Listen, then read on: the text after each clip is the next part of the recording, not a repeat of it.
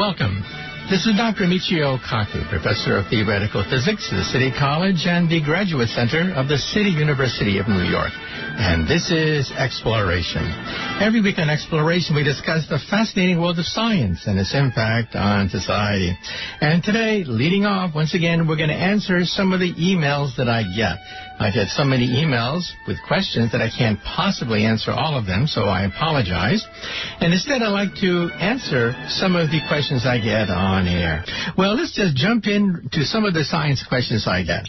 Once again, the first question I get is, how real is the threat of asteroids from outer space? When just yesterday, NASA announced that it will launch next month the very first spacecraft to try to intercept an asteroid, keeping in mind that this asteroid could have our name on it. The asteroid is called Bennu. It is 1,600 feet across. It is big enough to knock out London and a good chunk of England. It's not just a city buster. It's what's called a nation buster, an asteroid big enough to take out a huge chunk of Germany or England. Now, of course, these asteroids come whizzing by the Earth all the time, as we now know. We now know that we live in the middle of a cosmic shooting gallery.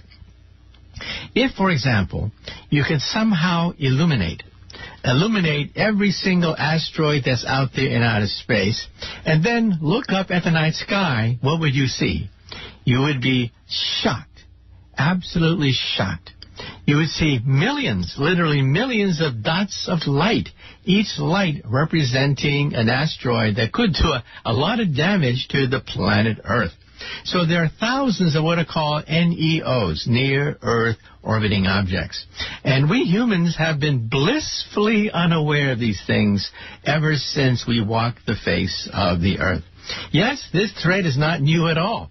We see ancient impact craters on the planet Earth, and if you look at the moon, you see proof of this.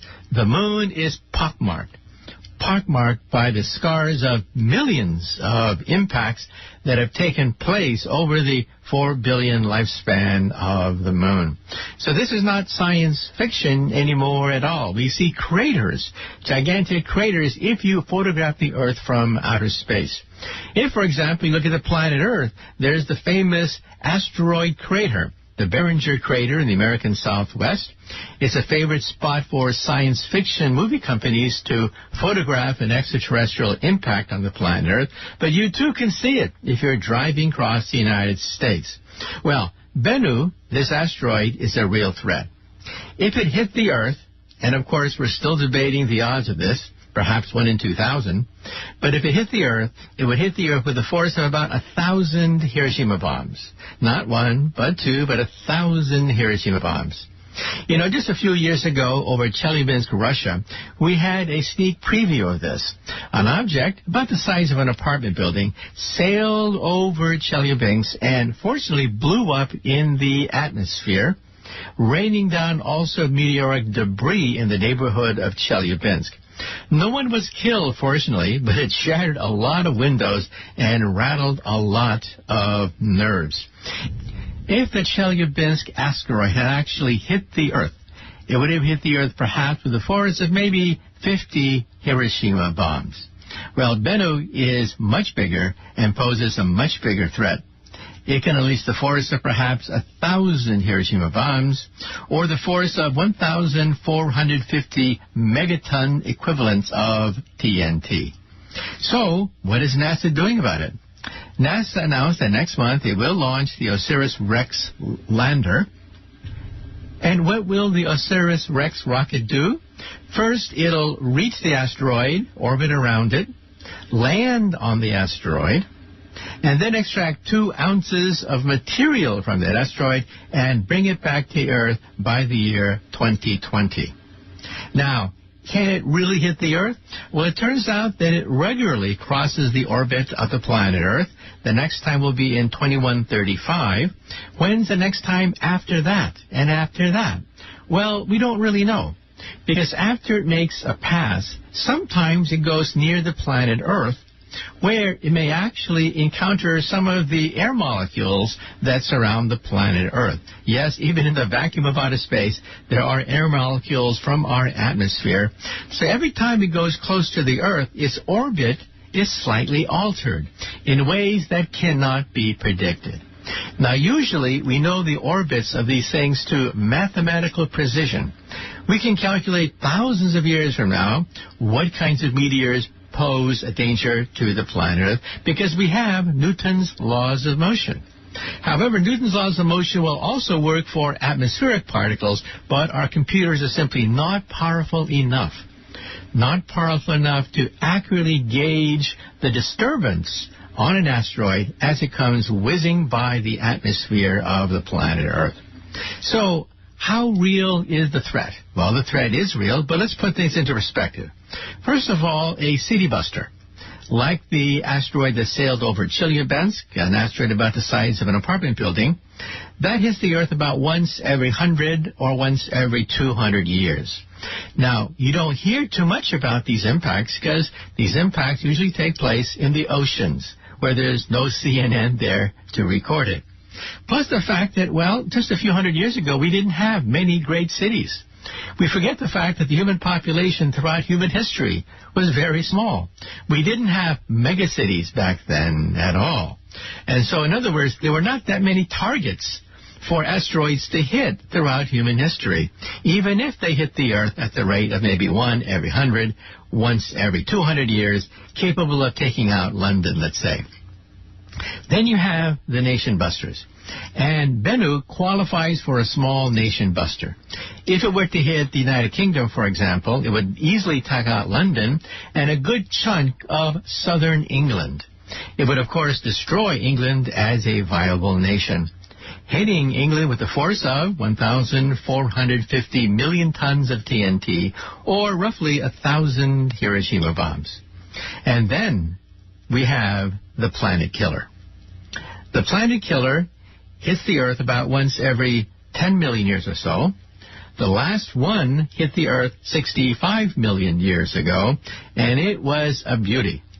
It hit Yucatan of Mexico, carving out a crater about 200 miles across. It sent millions of tons of dirt and debris into the atmosphere, darkening out sunlight for perhaps up to a year or so. As a consequence, vegetation collapsed without sunlight, and therefore the food chain began to collapse. Without plants to eat, plant-eating dinosaurs couldn't support their massive weight. Without plant-eating dinosaurs, the meat-eating dinosaurs died, and as a consequence, up to 90% of all life forms on the planet Earth perished as a consequence.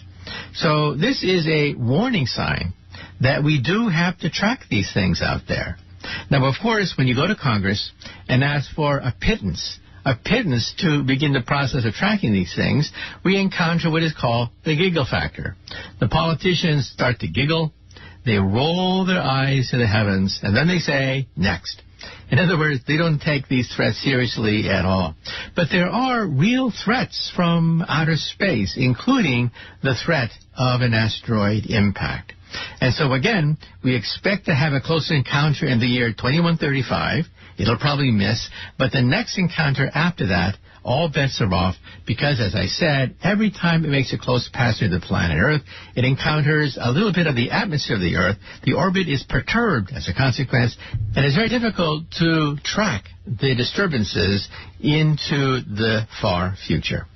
And we should also point out that my organization, the American Physical Society, it backed a press conference with Congress asking for a pittance, a few tens of millions of dollars, to reinforce our power grid against a giant solar flare. It turns out that, yes, these are real threats. In 1859, we had the Carrington event. A monster solar flare erupted from the sun, hit the Earth, and basically wiped out telegraph wires, because that's all we had back then, in 1859. Given the intensity and also the records of that incident so many years ago, we physicists then recalculated what would happen if we had another Carrington event in our lifetime. And it was a whopper. We found out that property damage would be $2 trillion. That's trillion with a T, not just a B. You would have power blackouts throughout the Earth. You would also wipe out most of our communication satellites, the Internet, GPS.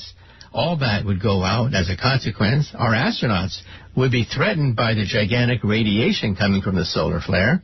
And on the planet Earth, think about that. You can't have credit card transactions because all the credit card machines are out. You don't have power at night, so food begins to rot in your refrigerator. There are no rescue teams for nearby cities because they too have been paralyzed by the solar flare. And so you're going to have basically a breakdown of modern civilization as it was 100, 200 years in the past. Remember how it was 100, 200 years back in the past if you see these old movies? High-speed travel back then was getting stuck in the mud with your wagon. Long-distance communication back then was yelling out the window. Yes, we may go back to that if we have yet another Carrington event. So we went to Congress and asked Congress for a pittance, a few tens of millions of dollars to reinforce our satellites, create backup systems for power systems, reinforce them to shield them, and all we got were snickers and giggles. So much for the wisdom of the United States Congress.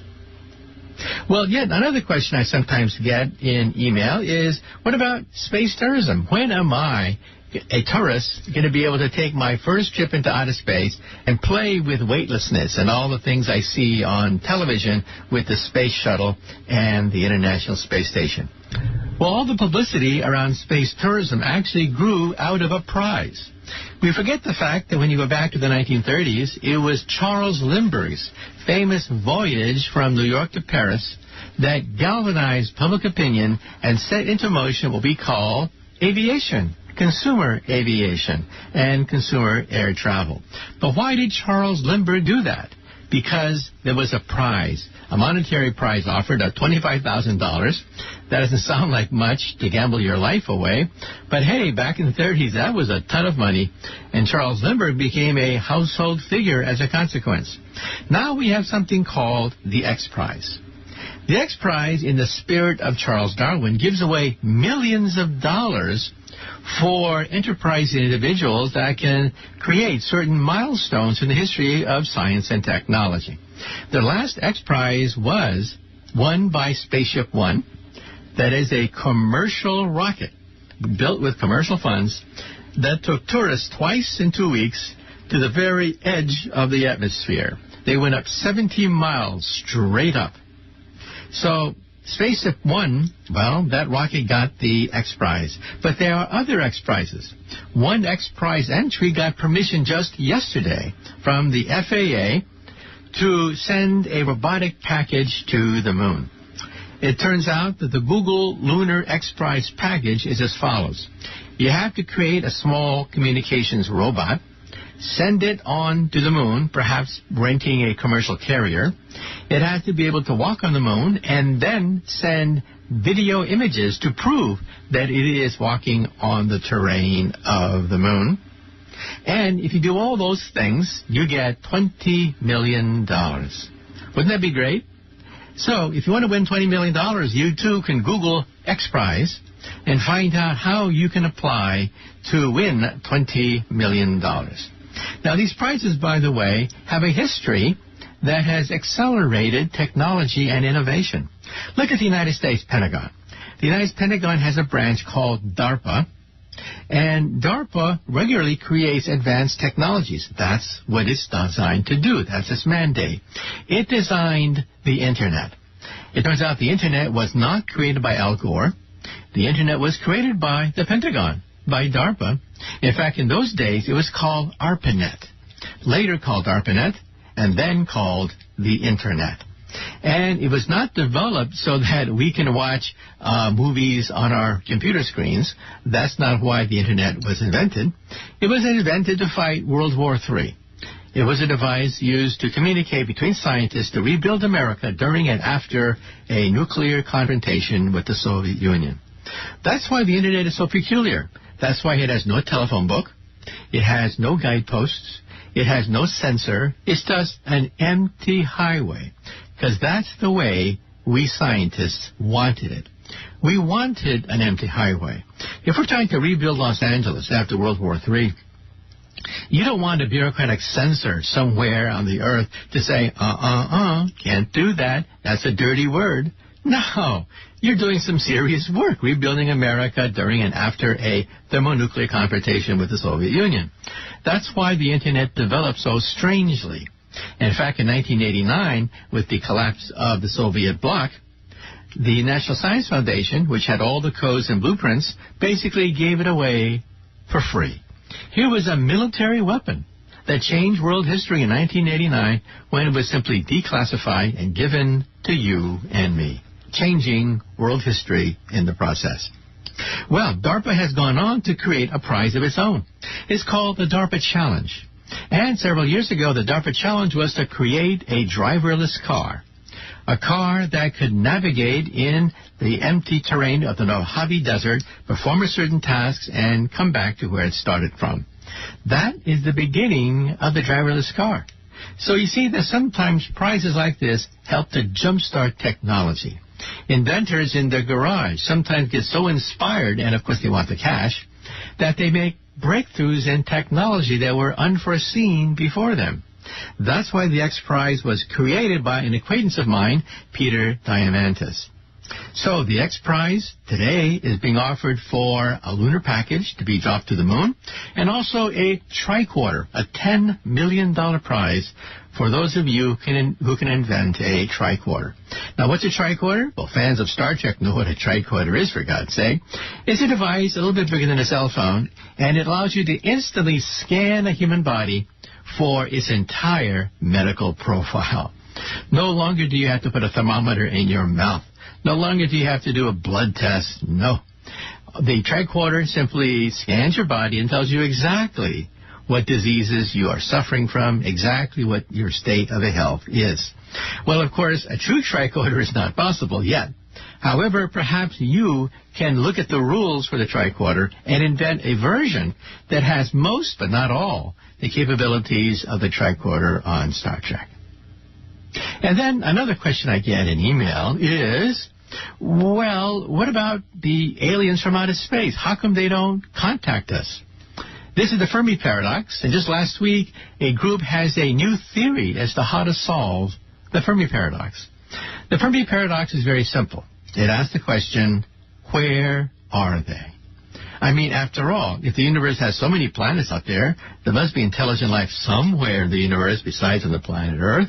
Therefore, they must be able to make contact with us. So if they're really out there, then how come we don't meet them? How come they have made no attempt to contact us, or how come we have had no luck trying to contact them? So that's the Fermi paradox. Where are they? Well, of course, everyone has a theory about this. You can go down the street, talk to a perfect stranger, and they'll have a theory about this. Kids, of course, have theories about this every time they see a science fiction movie. Well, the first response that some scientists have is, bah, humbug. That's a stupid question because they don't exist at all. UFOs, Area 51, Roswell, all of that is just nothing but the imagination of a Hollywood scriptwriter. Well, however, just within the last 5 years, we've got an ocean of data about the probability of life in outer space. We have a census, for the first time in history, we have a census of the Milky Way galaxy.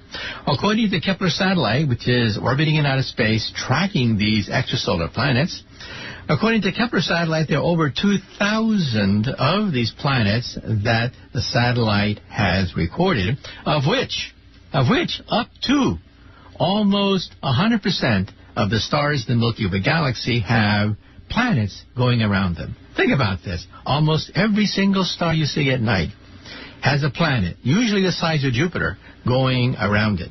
Well, how many Earth-like planets are there? Well, one number coming in from Kepler is about 20%. So for the first time in history, we have a census of our backyard, the Milky Way galaxy, that perhaps 20% or so of the stars in our backyard, the Milky Way galaxy, have Earth-like planets going around them. So we can now answer the question, how many planets are there in outer space? Well, the Hubble Space Telescope can see roughly 100 billion galaxies. Each galaxy in turn, we now realize, has roughly 1 billion Earth-like planets. So let's answer the question. How many Earth-like planets are there in outer space? 100 billion billion. That's a number you can write down on a sheet of paper. It is huge. It's perhaps the biggest number you'll ever encounter in a discussion. And then, of course, we don't know what fraction of them have water in the form of liquid oceans and life. However, most scientists bet that perhaps a good fraction of these Earth-like planets have oceans. If you have oceans of liquid water, then perhaps you have microbial life, carbon-based chemistry that grows on a distant planet. And then, if they're out there, how come they don't meet us? Well, A, perhaps they don't exist. B, perhaps we're simply too insignificant. Perhaps they treat us like zoo animals. They simply look at us, laugh, and move on because we're like bugs to them. Another possibility, C, is, well, they really do look at us. They really do study us, but we're simply too primitive to make contact with. I mean, if you're in a forest, do you talk to the squirrels? Do you talk to the deer? I don't. But have you ever tried to talk to the squirrels and the deer? You're probably not going to get very far because they're simply, quote, too primitive. They don't have a language that we can mutually speak. They don't have a mathematics. They don't have a science. They don't have recorded history. So perhaps it's not worth it to talk to the squirrels and talk to the deer. Another possibility is that, well, space travel is too difficult. That, yeah, they're really out there, but the distance between stars is on an order of trillions upon trillions of miles. And that's the reason why they don't visit us, because it's simply too difficult. Well, here's a new theory that's making the rounds, and that is perhaps we're one of the first planets to evolve life on it in the galaxy. You see, most stars in the galaxy are red dwarf stars. They're very dim, so dim that we didn't even realize that so many of them existed. But yeah, red dwarf planets burn very slowly, but they burn for trillions of years. Our sun has a total lifespan of maybe 10 billion years. We are halfway through its life cycle, so 5 billion years from now, the sun will pretty much eat up the Earth, and that's it for the Earth. We will wind up inside the sun. So, if our yellow star is relatively rare, it turns out that our kind of star only lasts for 10 billion years, while red dwarf stars last for trillions of years. So, in other words, perhaps our yellow dwarf star, was one of the first stars to evolve with life on it, and sooner or later, the red dwarf stars will take over and outnumber us because there's so many red dwarf stars, and perhaps that's the reason why they don't make contact with us. In other words, they're not here yet. We jumped the gun. We're one of the first planets to evolve life on it because yellow dwarf stars evolved first, but we don't last very long. We're just a flash in the pan. Red dwarf stars can last for trillions of years, ample time for life to get started. Now, of course, there are some naysayers. Some people say that it's very difficult to get life around a red dwarf star started because they're very dim, and therefore the Earth has to be very close to the red dwarf star, and if you're too close, it's radioactive. So there are some criticisms of the theory, but yet it is another potential answer to the question, where are they?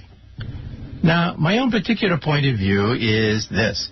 If you're walking down a country road and you come across an anthill, do you go down to the ants and say, I bring you trinkets, I bring you beads, take me to your ant queen, take me to your leader?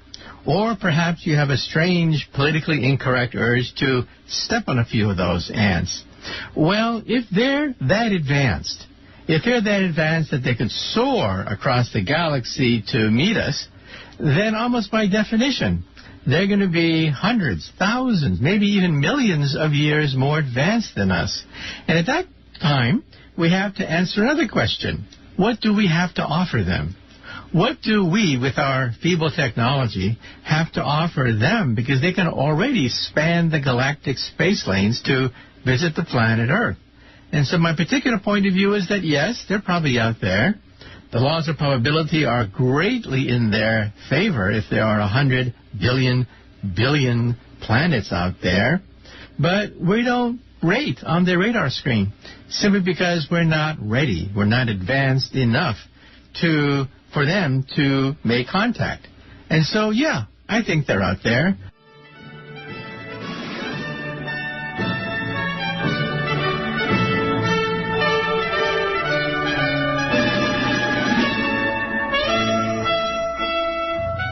Welcome. Once again, this is Dr. Michio Kaku, Professor of Theoretical Physics at the City College and the Graduate Center of the City University of New York, and this is the second half of Exploration.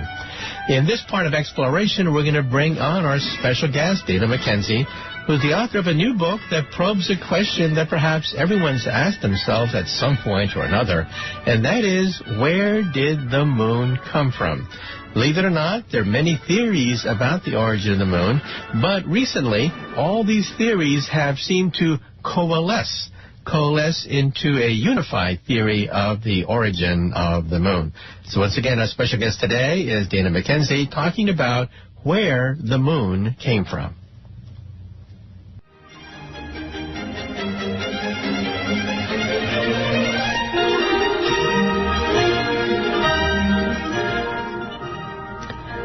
And now I'd like to bring on our special guest today. We're very delighted to have with us Dr. Dana McKenzie. He's a mathematician and now a science writer, and he got intrigued by the whole question of the moon.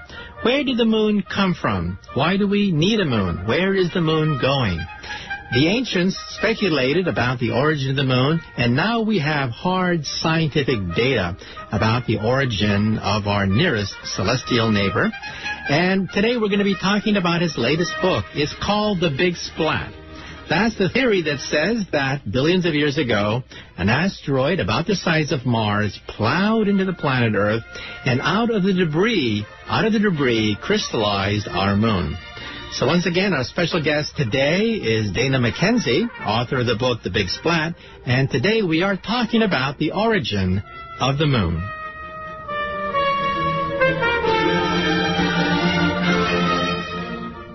How did you first get interested in the so-called Big Splat theory? Yeah. Okay. So, well, the way I got interested in this was that I went to a conference on the Earth and the Moon, on the origin of the Earth and Moon, in Monterey in 1998. Actually, I covered this conference for Science Magazine, which I write for pretty often. And I went to this conference and was very struck by the fact that everybody there was talking about something called the giant impact theory. The giant impact theory is what moon scientists actually call it. The Big Splat is what I call it in my book because I needed a fancier title. Now, you can't write a book called The Giant Impact. It sounds boring, but The Big Splat sounds more exciting. So, but if you actually go up to a moon scientist and talk about it, the giant impact is what they call it. Anyway, so there are about 100 moon scientists and planetary scientists at this meeting.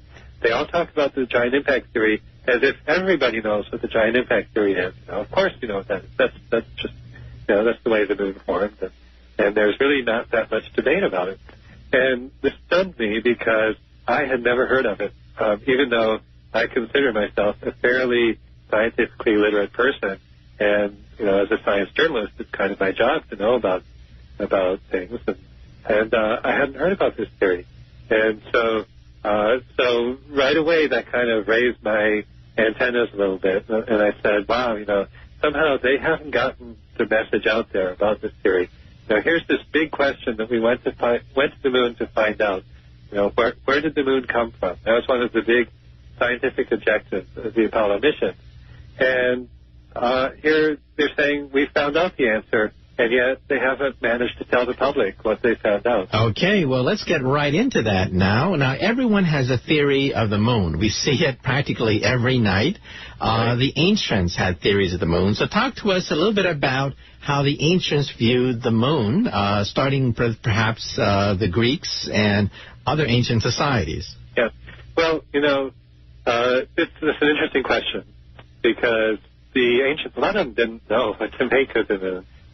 Some people thought it was something that was in our atmosphere. Other people thought it was a hole in the cosmos that basically you could is this hole that you can look through and see, the heavens beyond or something like that.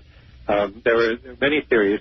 I think the two very important theories to know about are, first of all, the Aristotelian theory, which dominated the Western viewpoint for literally 1,500 years or so, which viewed the heavens as these perfect, incorruptible things that the planets and the stars all lived out there, and as I said, they're considered to be made of some different substance, something they call it the quintessence, and you had this. So, and one of the key things about this theory is that the Earth is at the center of the universe in this theory, and that all these other things are sort of ranged around the Earth. And the Earth is sort of viewed as where all of the bad things are, the corruptible things that decay and die and stuff like that. And the heavens are out there and perfect. And so this, as I said, this dominated Western thought for centuries. People thought that the Earth was at the center of the universe. What's interesting is that was not the only theory. Even in the era of the ancient Greeks, there were some people. There's a Greek astronomer named Aristarchus who actually posited the idea that the sun was at the center of the universe, and actually came up with the idea very much like what we now call the Copernican system. And so actually, and in that theory, when he actually saw the sun as being the center of the universe, and the planets as being Earth-like bodies that orbited around the sun. And so in this theory, the moon was not something that was not so different from the Earth. It was just a piece of rock up there in the sky. And, of course, nowadays, that's what we know it is. So they were right. At the time of the Greeks, no one knew. There was no way to find out. What's interesting is that there was this very vigorous debate during the time of the ancient Greeks.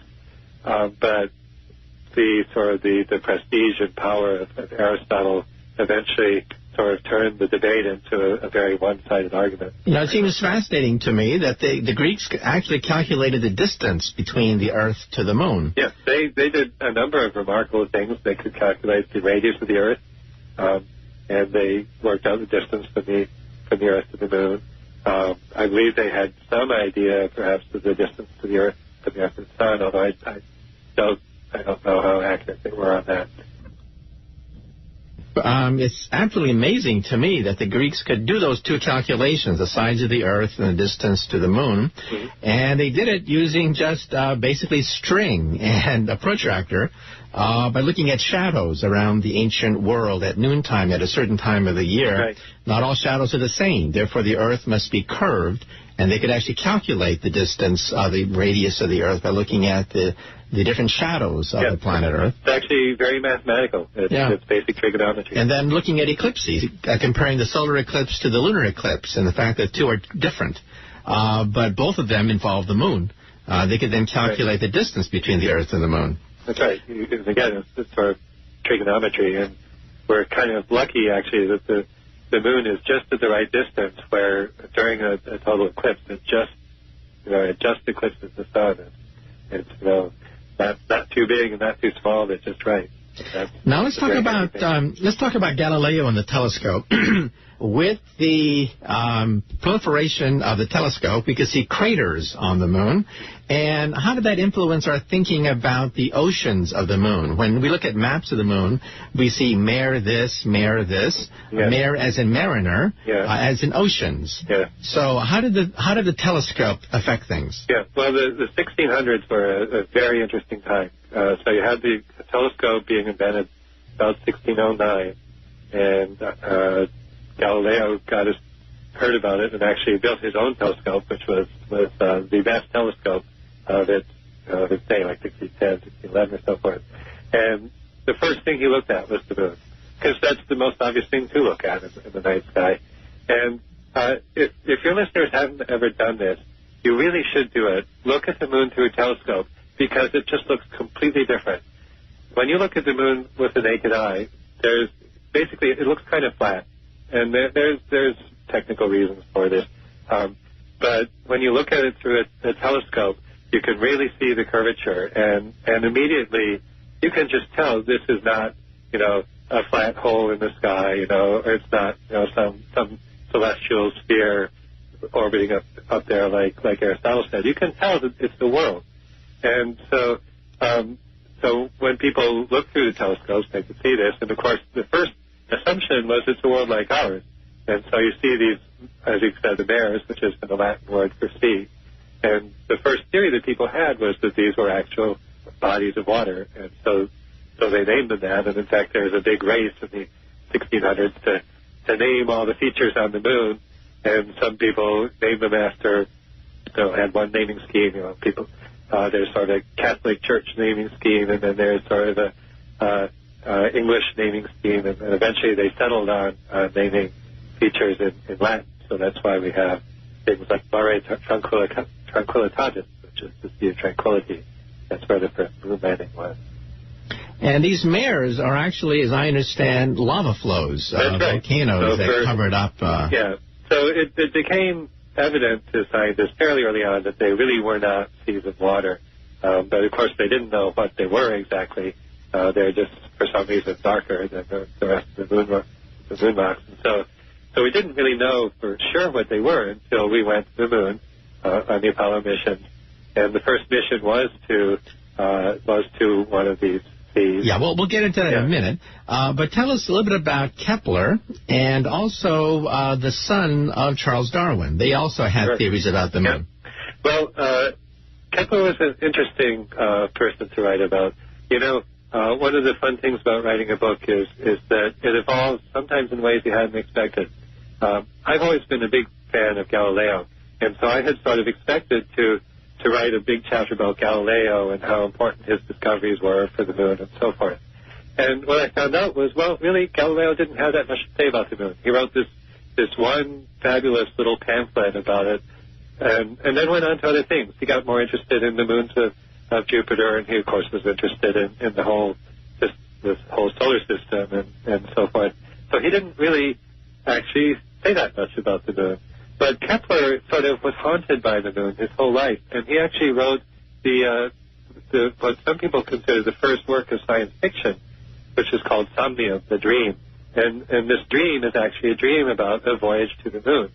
And what's interesting about this, ostensibly science fiction, is that it actually has a huge amount of science fact behind it. And it's just a marvelous compendium of what was known scientifically about the moon and so forth. And, of course, Kepler was very much a proponent of the idea that the moon is another world. And he envisioned what it would be like to be on this other world. And, for example, he came up with all sorts of interesting facts. But one thing that he realized, which I'm not sure if most people realize now, is that if you're on the moon, you don't see the Earth rise and set.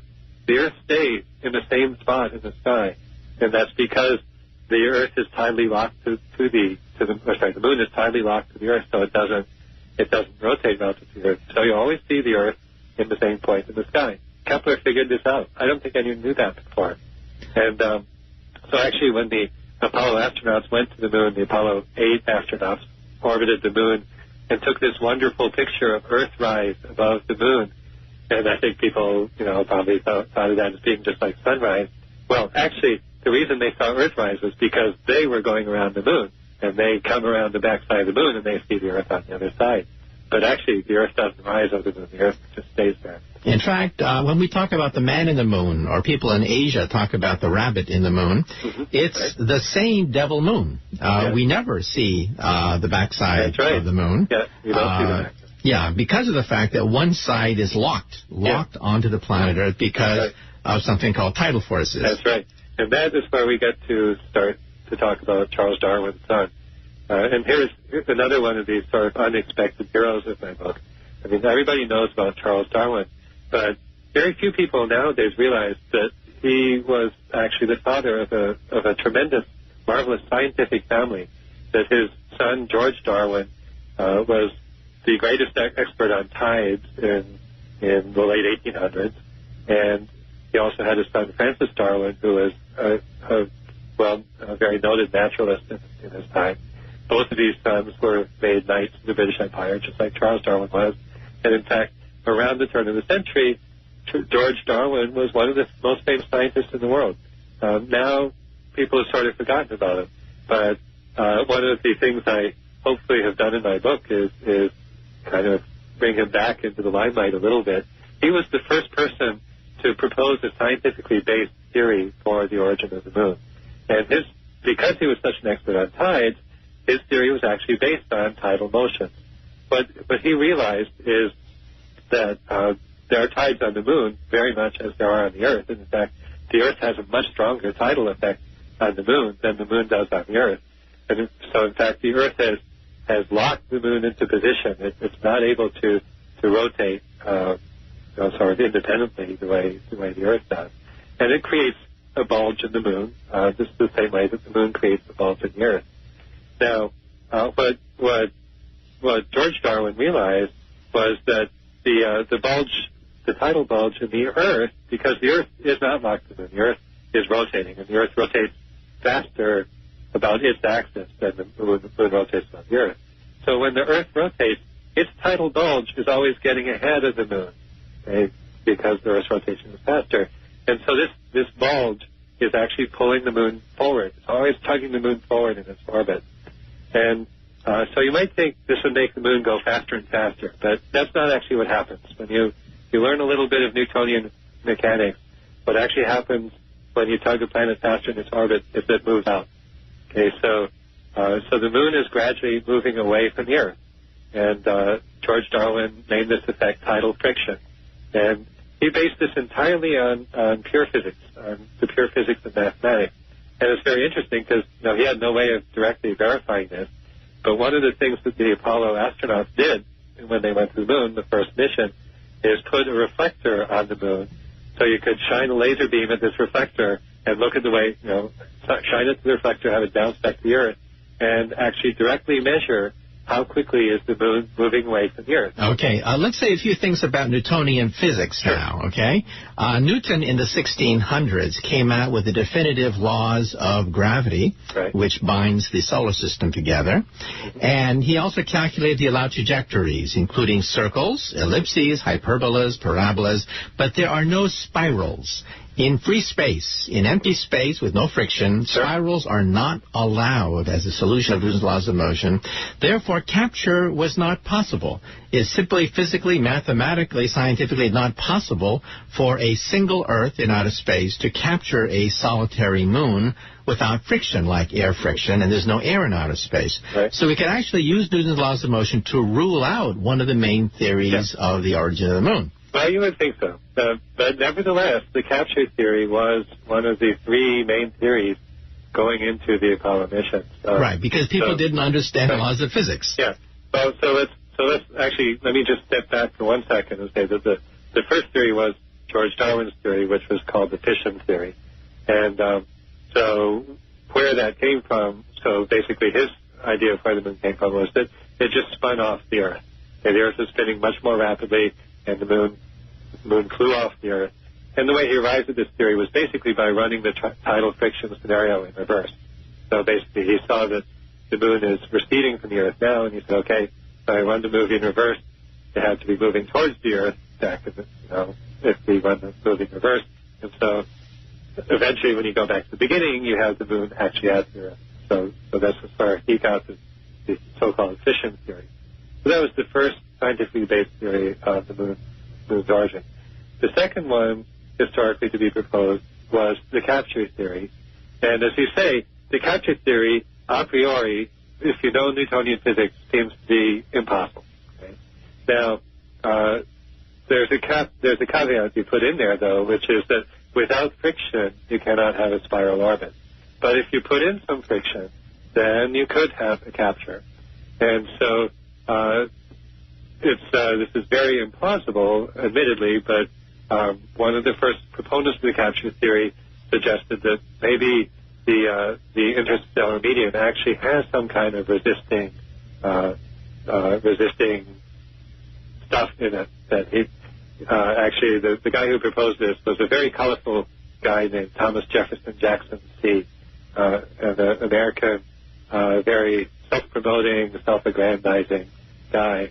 who was one of the first American astronomers to get a PhD in Europe. He was a somewhat well-respected guy in his time, but he had some really wild ideas. And one of these ideas was the idea that there was something out there in the interstellar medium that resisted motion and then enabled the moon to be captured by the Earth. Very quickly, that theory became less respectable scientifically. But still, there were people who argued for some version of the capture where maybe you had a lot of debris around the Earth early in the formation of the system, and that debris could slow something down enough to be captured. Okay, well, now let's get to the Apollo space program, because you've been alluding to it. Yeah. What did the Apollo space program show in terms of moon rocks? What are moon rocks made of? Right. Okay, well, so what's interesting about moon rocks is they're a lot like Earth rocks, but there are some subtle differences. So one of the things, for example, one of the ways they're a lot like Earth rocks is they looked at things like isotope ratios. And so, for example, they look at different isotopes, meaning different weights of the various elements. So, for example, you can look at oxygen, and there's a version of oxygen that's very common, and then there's some heavier versions. And these ratios in moon rocks look identical to Earth rocks. So this is a hint that the moon, wherever it formed, probably formed somewhere similar in the solar system to where the Earth did. On the other hand, there are some differences. In moon rocks, you don't see what are called volatile elements. These are elements that have low boiling points. And so this posed a problem for some of the theories of the moon. Okay, the theory of the moon called co-accretion theory. The theory of the moon just sort of grew up in the same part of the solar system that the Earth did and accreted the same way as Earth did, has a problem with it because that doesn't explain why you have this lack of volatile elements. And third, another huge difference between the moon and the Earth is that the Earth has almost no core to it. In fact, the moon has no core to it. Yeah. It has, the Earth. Yeah. So the Earth has a huge core. The Earth has the biggest core of any planet other than Mercury. Iron core. The moon, yes, so this core is made of iron and nickel too, and some heavy elements, but mostly iron. Whereas the moon has a very small core. It's been estimated now at about 2% of the weight of the moon, whereas the Earth's core is about 33% of its weight. So again, if you have the Earth and moon growing up in the same part of the solar system, why does one of them get all the iron and the other gets almost none? It makes no sense. So basically, what you had is this strange situation where there are three theories for the moon, and none of them really made sense. You have this capture theory that makes very little sense because of Newtonian physics. You have to really stretch to get some way to capture the Earth. You have this co-accretion theory, which made sense before we went to the moon, but now all of a sudden we see these differences between the moon rocks and the Earth rocks. And you have George Darwin's fission theory, which also had troubles with it on physical ground. So you had three theories of the moon, and none of them seem to make sense. Okay, now so that's where you get a fourth theory. Okay, now let's talk about the big splat theory. What are some of the convincing reasons for believing in the big splat? Right. Well, so there's basically the big splat accounts for some of these things that were discovered in the Apollo program. First of all, this volatile depletion I talked about, the lack of volatile elements.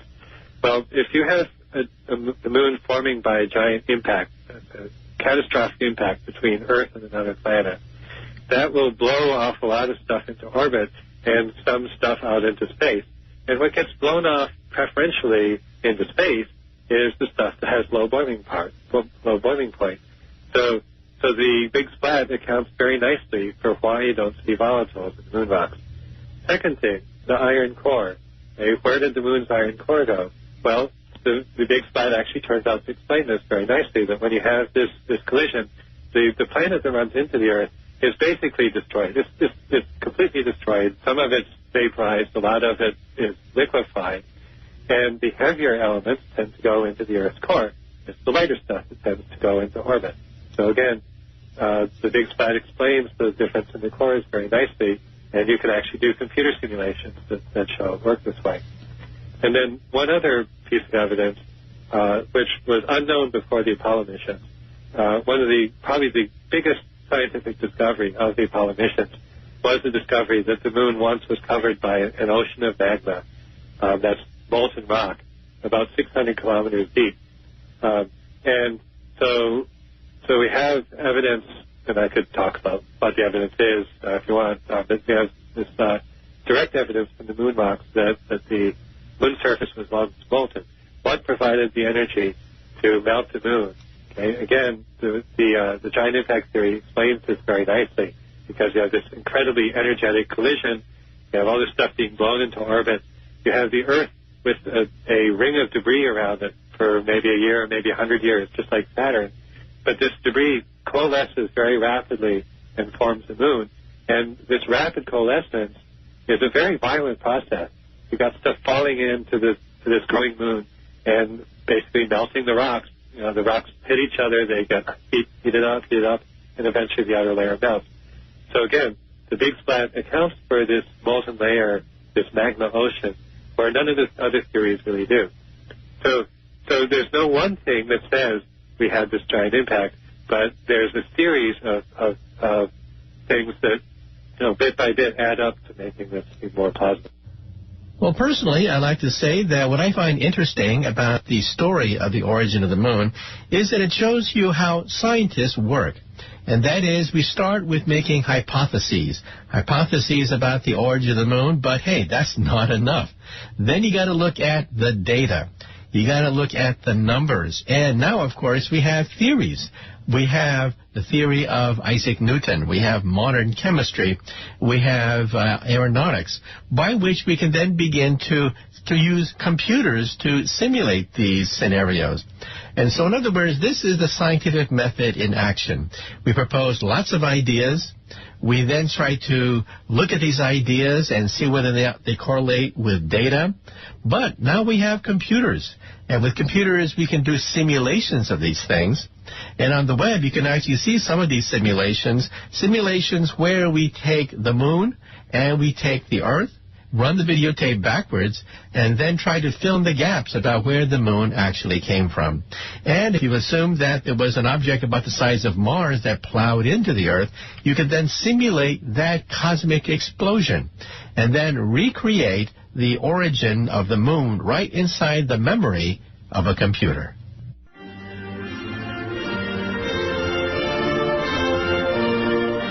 Well, I'm afraid that's it for exploration.